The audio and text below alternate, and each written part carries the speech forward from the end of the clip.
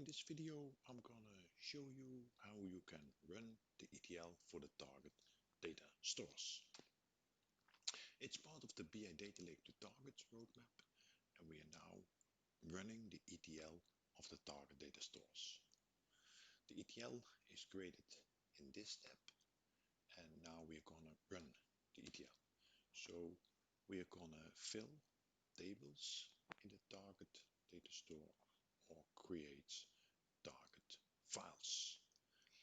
Okay, let's explain how it works. Okay, I'm gonna execute the scripts, but those scripts can also be scheduled during the night, but now they are running. One moment, he's now busy with payments. And the last one, it's the rental overview. We're gonna look in detail what's happening. Okay, he's ready. What he did, he started the script Sakila_customers, and it has to create a JSON file in this directory, C data target. Okay, so we connected to the SQL Server, and he's inserting there into the JSON file 599 records, and the output file is Sakila_customers.json. The same for XML. In the second one, he created an XML file with 1000 records in it, and then in the third file, it's a CSV file with 16,044 records. So we created the CSV file, and the last data store is not a file, but it's a table.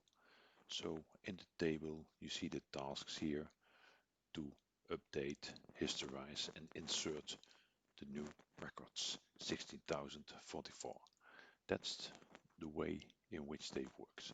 So it depends on if it's a database, target data store, or it's a file. And if we're gonna look in this directory, see data target,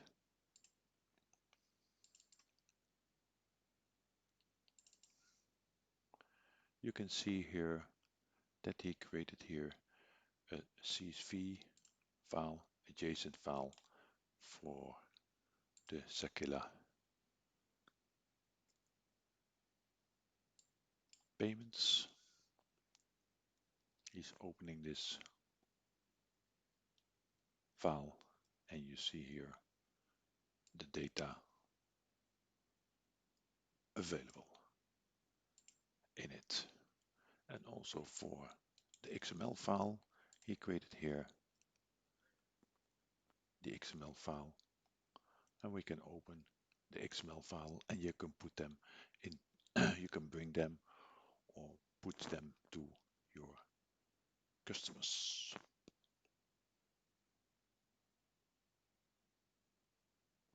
Okay, so we generated here an XML file which is created during this ETL